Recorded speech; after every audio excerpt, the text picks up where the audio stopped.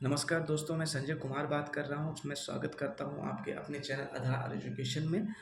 और आज हम लोग ये पढ़ने वाले हैं कि एक प्रॉपर फ्रैक्शन और एक इम्प्रॉपर फ्रैक्शन में क्या फ़र्क होता है और हम उन दोनों में कैसे पता लगा सकते हैं कि कौन सी भिन्न बड़ी है और कौन सी भिन्न छोटी है। जैसा कि मैंने देखिए लिखा है एक उचित भिन्न प्रॉपर फ्रैक्शन।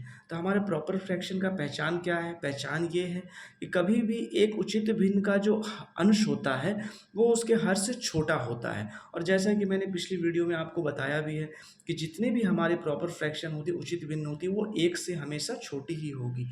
कोई भी चाहे संख्या कितनी भी बड़ी रूप में लिखी हुई हो सकता है कि यहाँ पे 98 98/120 लिखा हो, मगर वो भी एक से छोटी ही होगी, क्योंकि इसका हमारी परिभाषा ही ये कहती है कि हम उचित भिन्न में किसी भी पूर्ण का एक भाग इस्तेमाल करते हैं, एक भाग यूज़ करते हैं, तो ये एक से छोटी हो गई।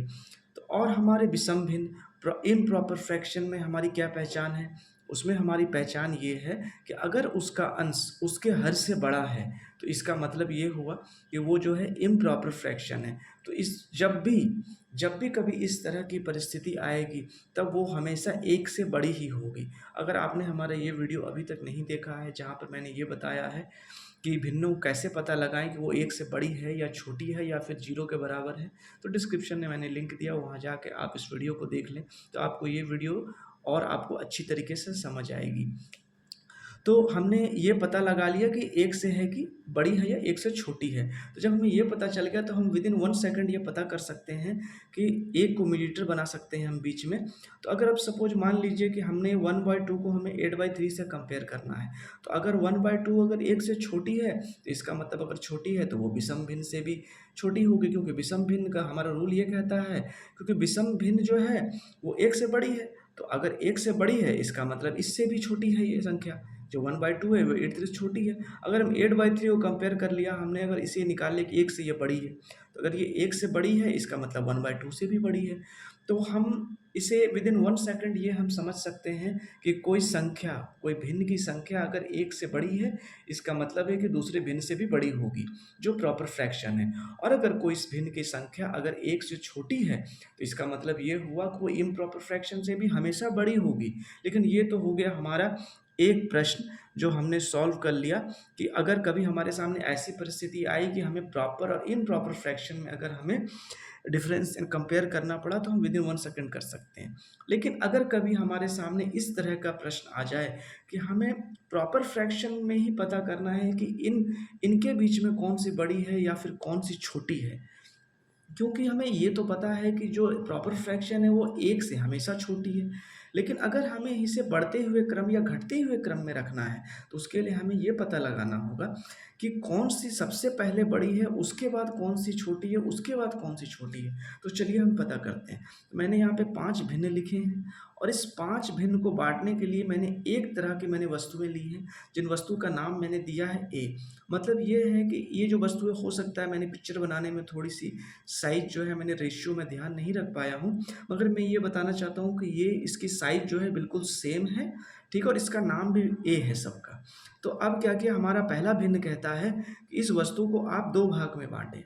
हमारा दूसरा भिन्न कहता है इसी वस्तु को आप 9 भाग में बाँटें। तीसरा भिन्न कहता है इस वस्तु को आप 3 भाग में बाँटें। और चौथा भिन्न कहता है इस वस्तु को 4 भाग में बाँटना है। और हमारा पाँचवाँ भिन्न कहता है इसी वस्तु को 7 भाग में बाँटना है। तो हमारा रूल नंबर, हमारा पहला जो वो भिन्न कह रहा है, भिन्न कह रहा है कि भाई इसका एक भाग यूज़ करना है, तो मैंने इसका एक भाग यूज़ कर लिया। हमने इसका एक भाग हमने यूज़ कर लिया, ठीक है। हमारा दूसरा भिन्न कहता है कि इसका भी एक भाग ही यूज़ करना है, तो हमने इसका एक भाग ही यूज़ किया। तो अब आप बिल्कुल समझ गए होंगे कि अगर इन दोनों में अगर हम पता करें बड़ी कौन सी छोटी कौन सी है, तो आपको बिल्कुल क्लियर समझ में आ रहा होगा कि ये 50% है, लेकिन ये इसका 9वां भाग है।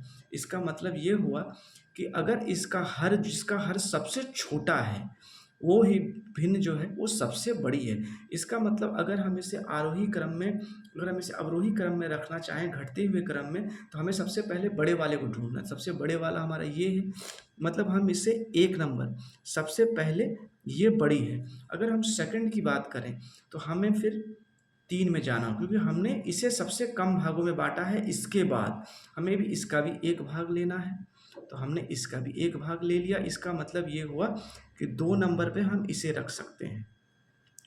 उसके बाद अगर हम बात करें तो उसके बाद उससे जो मतलब बड़ी संख्या 4 है और इन दोनों से छोटी है। इसका मतलब ये हो गया कि हमारा तीसरे नंबर का जो भिन्न है वो ये वाला है। तो हम ये 3 नंबर में इसे लेते हैं, क्योंकि यहाँ भी हमें 1 भाग लेना, कोई भी 1 भाग आप ले सकते हैं क्योंकि सभी इक्वल पार्ट में बटे हुए हैं।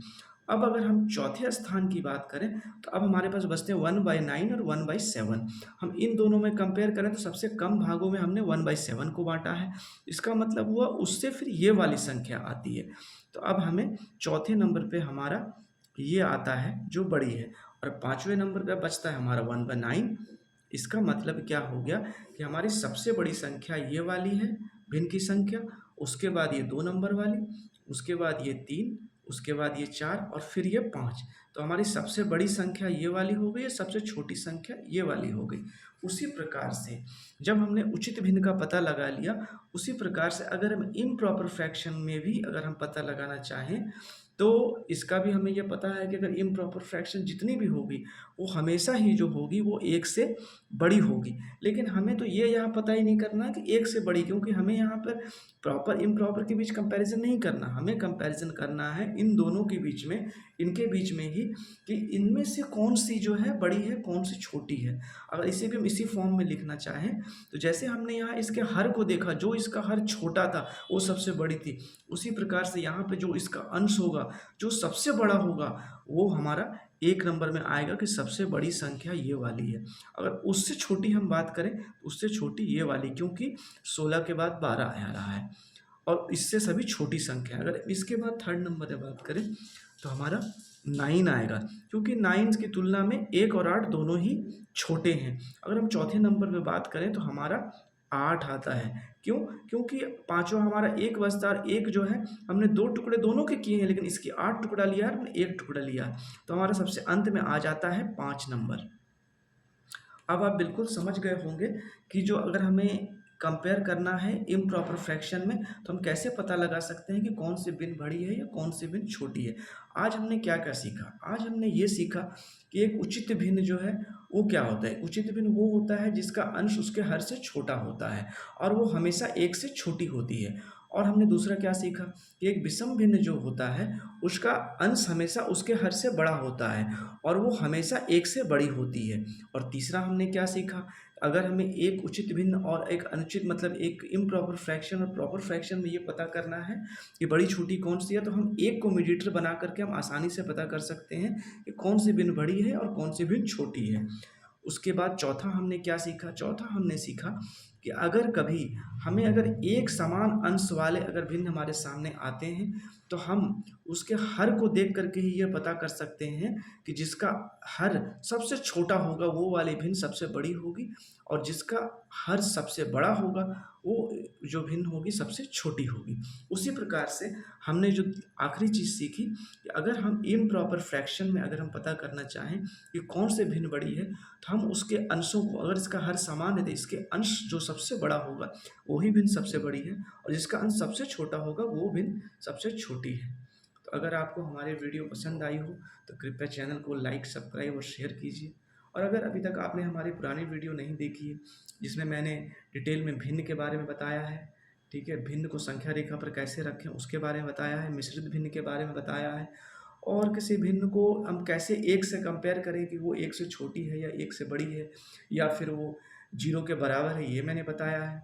और अपने आने वाली अगली वीडियो में आपको ये बताने वाला हूँ कि अगर कभी हमारे सामने ऐसा प्रश्न आता है, ऐसी परिस्थिति आती है कि हमारा हर भी समान ना हो और हमारा जो है अंश भी समान ना हो और फिर भी हमें उनके बीच में कंपेयर करना हो कि वो छोटी है या बड़ी है या फिर उसे हम आरोही क्रम या अवरोही क्रम में रखना हो, तो उसे हम आसान तरीके से हम कैसे कर सकते हैं।